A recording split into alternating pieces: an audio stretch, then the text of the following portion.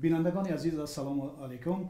کمیته زبان و اصطلاح شناسی تاجیکستان دو کتاب یا دو دستورنامه تحت عنوان فهرست نام‌های ملی و فرهنگ نام‌های ملی را تحت عنوان نامنامه آماده و تهیه نموده و امروز خوشبختانه کتاب یا دستورنامه فهرست نام‌های ملی به حکومت تاجیکستان پیشنهاد گردید. به این مناسبت ما با سردار شعبه تنظیم اصلاحات کمیته زبان و اصطلاح شناسی تاجیکستان عبدالرحیم زلفانیان صحبت می‌آوریم و می‌خواهیم که جزئیات این کتاب‌ها را برای ما روشن کنند. تقریبا درباره محتوای این کتاب‌ها و دستورنامه و چیزها در سایت‌های رسانه‌های خبری از جمله در سایت رادیو آزادی هم مقاله مفصل به نشر رسید. ولی من می‌خواستم شما درباره این خبری که امروز به ما شما همین حالات گفته درباره فهرست نام‌های ملی که امروز روز جمعه 24 دکتر به حکومت پیشنهاد کرد معلومات می‌دادید. گروه کاری کمیته اوید با تهیه فهرست نام‌های ملی علاقه کاری خود را میتوان گفت انجام داده است و نسخه گویم نخستی کتاب مذکور یعنی فهرست نام‌های ملی علاقه به حکومت امروز پیشنهاد میگردد و در این فهرست میتوان گفت که اصلا نام‌های ملی تاجیکی و گونه لاتینی آن نوشته شدند. مثلا ساکنان ازبک زبان تاجیکستان فرض کنیم صاحب فرزند میشه و میخواد فرزندش نامگذاری کنه و میخواد با نام اصیل ازبکی خودش نامگذاری کنه. وقتی که باید پیشنهاد میکنه به اداره زکس یا که ثبت نام در اون وقت با اون چطور مناسبت کرده میشه؟ باید یادآور شویم که اقلیت‌های ملی ته‌جایی کشور عزیز ما من بعد با خواهش خود میتوانند همین نام و نسب تاجیکی را و از کتاب فرهنگ نام‌های ملی و فهرست نام‌های ملی آزادانه استفاده برند. این برای آنها یگان مانعی نمی‌آورد. این فرهنگ نام‌های ملی یعنی نامنامه از فهرست چی فرق میکنه؟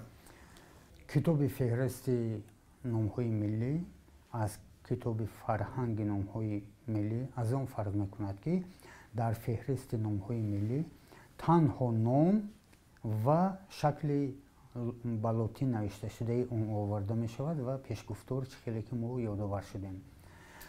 در کتاب فرهنگ نام‌های ملی باشد اینجا علاقه در برابر پیشگفتار و معیارهای انتخاب نام بر کدام اسلوب و اصول قبول کردن و انتخاب نمودن پسوندهای تشکل دهنده برای نام و نسب دیگر و دیگر همزمان پدر و مادر میتواند در انتخاب نام کودک به معنا یعنی به تفسیر و شرح هر یک نام انتخاب کرده یا که میگذاشته خود جواب یابد. چی معنا دارد، کی پیدا شده است، در کدام دوره های استفاده برده میشد. در اونجا برای مثال گفته شده است که فرانگیز این یعنی فر روشنی، نور، زیو، زیبایی، خوشرویی، گوس این یعنی گیسوان همون گویم زلف. وزارت عدلیه در مسئله نام‌های تاجیکی پور و دوخت یعنی خواستن که این رو حذف کنن از نامگذاری‌های تاجیکی. بعد چی شد؟ یعنی در این فهرست نام‌های ملی یا در فرهنگ نام‌های ملی اون دیگر حذف کرده شد، بیرون انداخته شد؟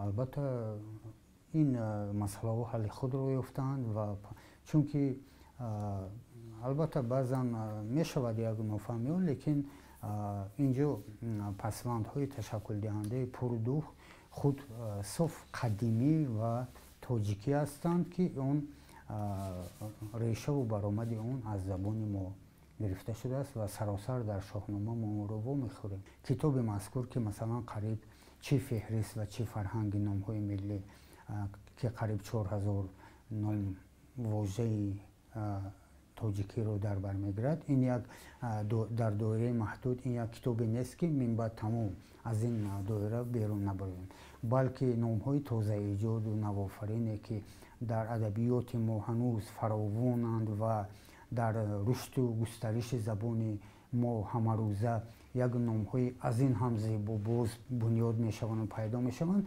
дар ин замина кормандони сабти асноди ҳолати шаҳрвандӣ метавонанд муроҷиат кунанд. дар феҳрасти номҳои миллӣ ки 4000 калима ҳамчун намуна оварда шудааст, дар фарҳанги забонҳои миллӣ фарқ мекунад? шумораи номҳо бештар аст аз ин аст? не, албатта шумораи номҳо бештар ҳастанд дар минбаъд фарҳангҳои қабл аз ин нашр гардида. чаро? чунки дар он ҷо ягон гӯем меъёр ё усуле ки акнун мо дар як чорчоба даровардему пасвандҳои ташаккулдиҳандаи масалан ки барои суннати номгузории миллӣ мо номатлубу нохушвандро ки мо гӯем ҳаст намудему бартараф кардем, аз ин хотир шумора ба назар кам менамояд. дар сурати ба чоп расидани ин китобҳо ва ба даст хонанда расидани онҳо кадом ниҳодҳои тоҷикистон ҷараёни иҷроиши ин номгузориҳоро таҳти назорат қарор мегирад ва барои иҷроиши ҳатмии онҳо контрол мекунад? пӯшидани аст вазорати адлияш риоя кардани қоидаҳои имло тибқи моддаи 3 қонуни мазкур. ин ҳама ба тибқи супориши ҳукумату давлат кумитаи забон. ташаккури зиёд, саломат бошед.